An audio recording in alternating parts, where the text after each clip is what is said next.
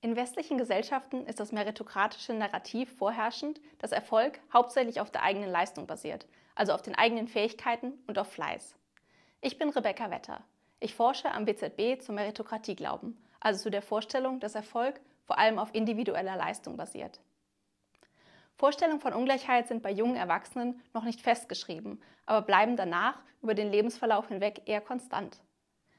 Bildungserfahrungen im Übergang von der Schule in das Berufsleben oder in die Hochschule können diese Ungleichheitsvorstellung entscheidend prägen. Daher untersuchen wir in unserem Projekt ein einschneidendes Ereignis für BewerberInnen auf ein Medizinstudium: Erfolg oder Misserfolg in der Zulassung zum Studium. Anhand von selbst erhobenen Online-Panel-Daten konnten wir untersuchen, wie sich meritokratische und nicht meritokratische Vorstellungen der BewerberInnen durch diese Erfahrung verändern. In Deutschland ist vor allem der Glaube, dass unterschiedliche Fähigkeiten erfolgsentscheidend sind, gesellschaftlich tief verankert. Dies zeigt sich zum Beispiel in einer frühen Sortierung von Kindern auf unterschiedliche Schulformen, schon im jungen Alter von 10 bis 12 Jahren. Diese Zuteilung wird durch die Vorstellung legitimiert, dass Kinder entweder praktische Talente oder theoretische Fähigkeiten haben. Dieses meritokratische Narrativ kann aber leicht dazu führen, dass die entscheidende Rolle von sozialem Hintergrund für die Entwicklung dieser Fähigkeiten und für den Bildungserfolg generell unterschätzt wird. Während in allen gesellschaftlichen Gruppen meritokratische Vorstellungen zu finden sind, kann man basierend auf den Ergebnissen unserer Studie sagen, vor allem die sehr Erfolgreichen haben einen starken Glauben an die Leistungsgesellschaft. In unserem Beispiel haben bereits vor der Entscheidung die BewerberInnen, die erfolgreich werden werden, stärkere meritokratische Vorstellungen als diejenigen, die nicht erfolgreich sein werden. Dies liegt daran, dass erfolgreiche BewerberInnen sehr gute Schulnoten haben. Sie haben bereits während ihrer Schulzeit wiederholt Erfolgserfahrungen in der Schule gesammelt. Eine Zulassung zum Medizinstudium stärkt dann weiterhin den Glauben, dass die eigene Zulassung auf Fleiß basiert, und verringert den Glauben, dass gesellschaftlicher Erfolg von Geld und Familienhintergrund abhängt.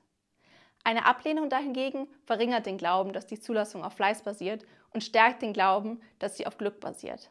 In meiner Dissertation untersuche ich außerdem die Konsequenzen meritokratischer Vorstellungen auf Verteilungspräferenzen, also auf Präferenzen, nach welchen Kriterien Ressourcen, wie zum Beispiel Studienplätze für ein Medizinstudium oder Einkommen allgemein, am gerechtesten verteilt werden sollten. Ich finde, dass meritokratische Vorstellungen, vor allem der Glaube, dass Erfolg auf Fähigkeiten basiert, positiv mit der Präferenz, dass Ressourcen aufgrund von Schulnoten und Bildungsabschlüssen verteilt werden sollten, assoziiert ist. Außerdem sind meritokratische Vorstellungen negativ mit der Präferenz für eine gleiche Verteilung verbunden, beispielsweise einer Zulassung durch eine Lotterie oder eine gleiche Einkommensverteilung.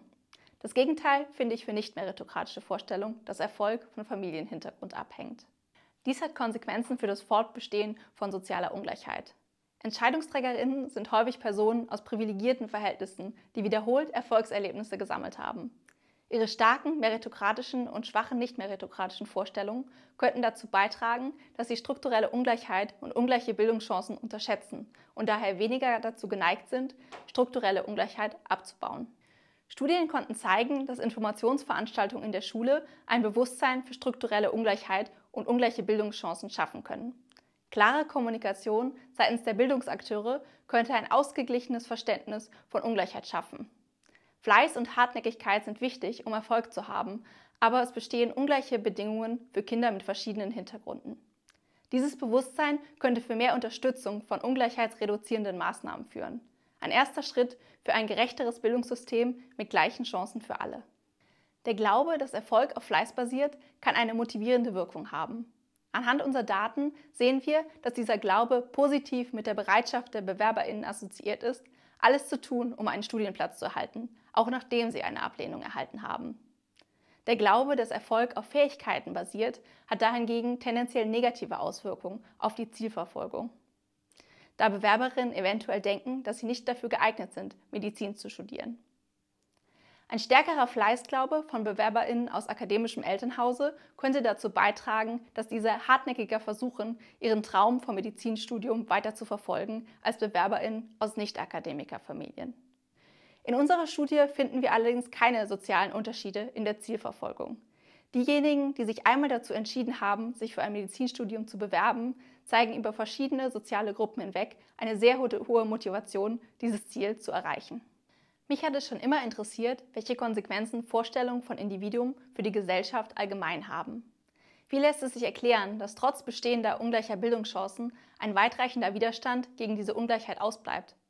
Selbstverständlich ist es kein einfaches Unterfangen, tief verwurzelte Vorstellungen wie dem Meritokratieglauben entgegenzuwirken. Trotzdem denke ich, dass wissenschaftliche Forschung zu der Entstehung und den Konsequenzen von meritokratischen Vorstellungen ein wichtiger Schritt sein kann, um bestehende Ungleichheiten besser zu verstehen und letztendlich zumindest ein wenig zu reduzieren.